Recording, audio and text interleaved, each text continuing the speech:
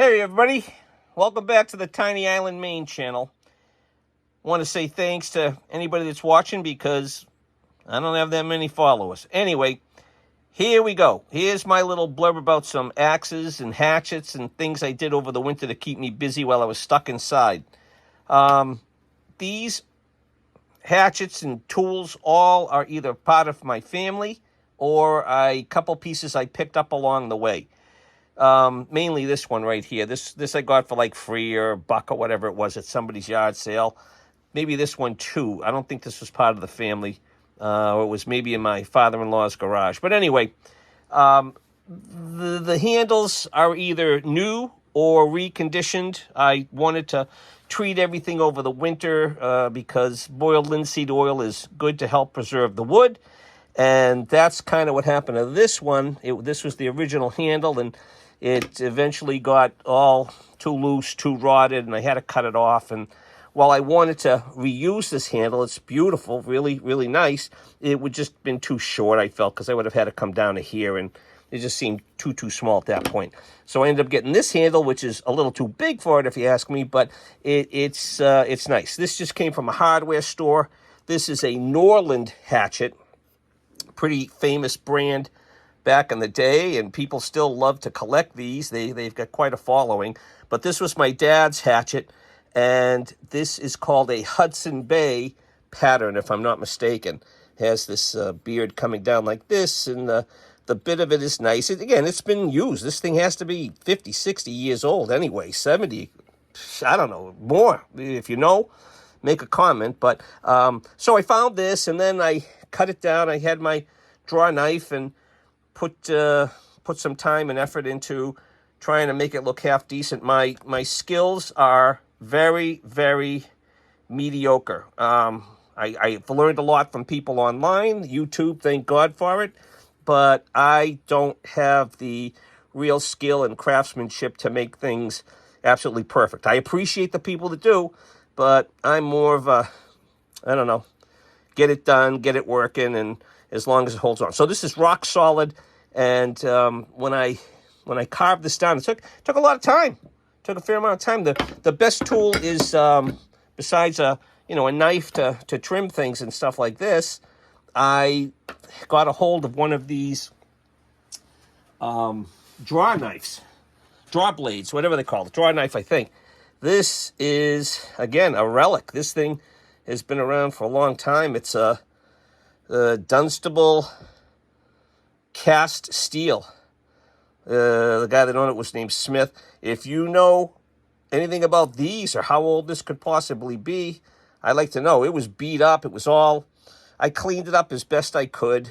I just used some steel wool and this and that, and then I sharpened it.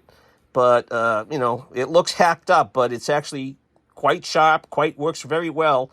And the handles were all, covered with gunk and sweat and grease and everything, and I sanded them down and put some boiled linseed oil on those as well, and it works great. If you have an opportunity, if you see one of these at some sort of yard sale or somebody's garage or something like that, pick it up. They're definitely worth having around for when they need a tool like this. It just works perfect to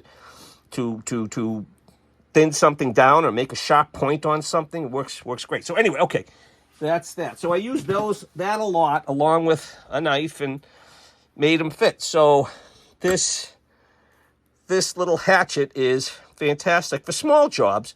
You're cutting small limbs or splitting kindling or something like that. It carves beautifully too. You can choke right up on it and carve really nice. It's great. And again, it's part of my family's history, so I like that.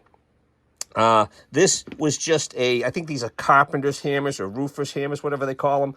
You've got a little, chopping thing there, something to pull nails there, and there's another one on this side to get in. Look at that head. That waffle is almost a pancake. It's seen its days. It's seen a lot of use. But this was just a piece of wood I had hanging around, and again, I cut it down to fit and put in that ugly. I cut it with a saw and made a curve, and then cut a wedge and put it in, and but it's rock solid, and I've used it for, banging on some stuff and this and that in the shop, and works good. So that's that. This axe here, this again, my father's from way back in the day. This is a Boy Scouts of America. There's the logo right there. And this is made by Plum. Genuine Plum. You can just barely see that. Again, a lot of followers for Plum products. And you've got a nail puller. And the bit is not too bad. Again, these have all seen better days. But I said I'll clean them up and keep them going and pass them on to my kids and my grandkids at some point and see what happens. This one is still the original handle. I just tried to touch up I pushed down that wedge. There's like a metal wedge in there. So I pushed it down in there a little bit more, put some boiled linseed oil in. Not the best option, I'm sure, but I wanted to keep this original handle on it, and I did. I put this little wrap, I whipped this little thing around it here just to protect it a little bit, but that's all original otherwise. So again, I just put some love into it over the winter. So there's that one.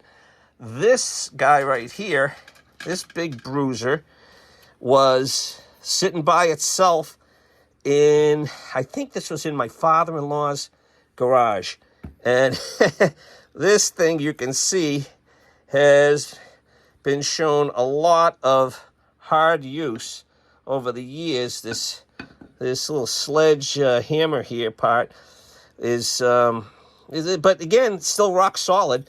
The manufacturer, I found out this, thank goodness for, Facebook or the internet, and this is like a letter A right here. You can see the A.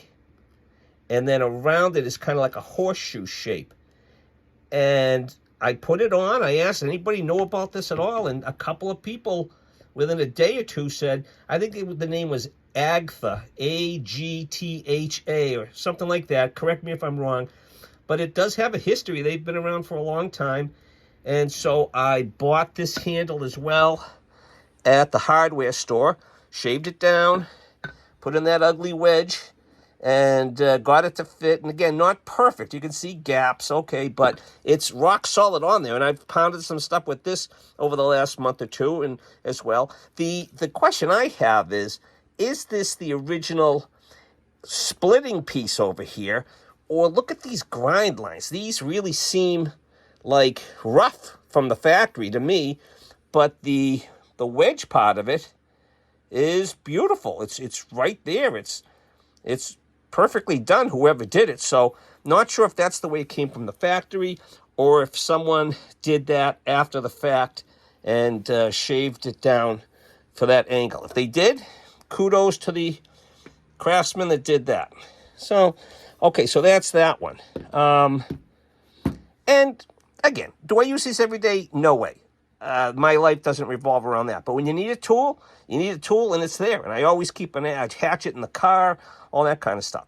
Let's see. So I talked about the Boy Scout, Carpenter, the Norland, the Agtha. Okay, this is what I'm working on right now.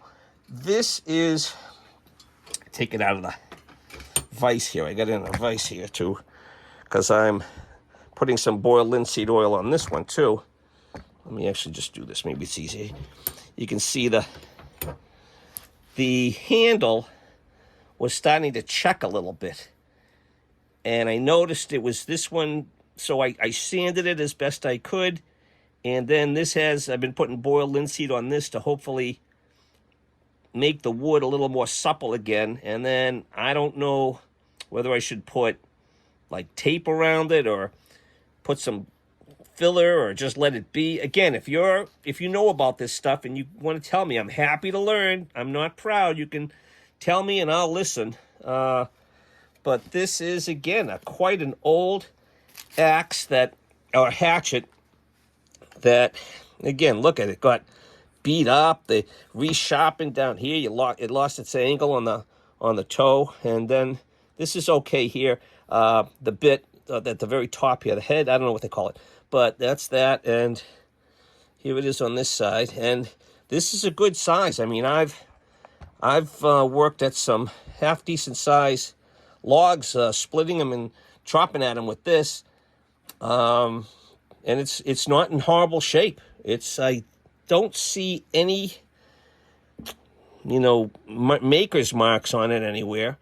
If you see something that I'm missing, again, feel free to tell me. But again, who knows? This could have just been something some local New England guy made. And again, this is sort of the same idea with the wedge. You can see the metal wedge way down in there. But it still seems real solid. I just put some more boiled linseed oil on it. Is this bad, having all this space here? Should I rehandle this, or should I get a piece of wood and jam it in there? Something tells me it shouldn't be that open, but I did put as much oil in there as I could. The light's not the greatest, but gives you an idea. So there we go. So that's the one I'm working on now to try to, at the end of the winter there, the spring, it's springtime now, just to get it ready and to keep going for many, many more years. All right, so that's it. I've got other things too, some in different places, the shed, this and that, some full-size axes, some full-size splitters, which, again, I do use them from time to time. I'm not heating my house with wood or anything like that, but, you like to have a campfire every now and then, and it works out great. And then we also, I had a handful of hammers. This is a nice ball peen one.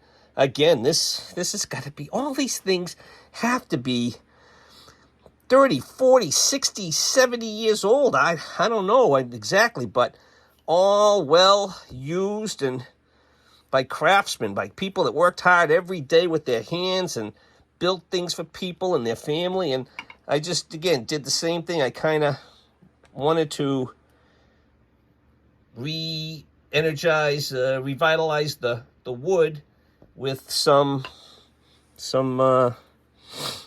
boiled linseed oil. Keep it going. So, all right. Thanks for watching. Any comments, any complaints, let me know. I'm a total amateur. I say this all the time. I don't use the right words. My lighting is so-so. I'm filming on an old camera, an old iPhone, and droning on and on. So thanks for watching. Thanks for listening. Hope you're doing well. Hope you're being nice to other people. It's a crazy world out here in 2025. So hold that door open for somebody. Smile. Let the person go in line, or let them out of in traffic. Be a good person. Be good. That's all I can say. That's what I tell my kids and my grandkids, is they understand. All right. Peace out. Be good.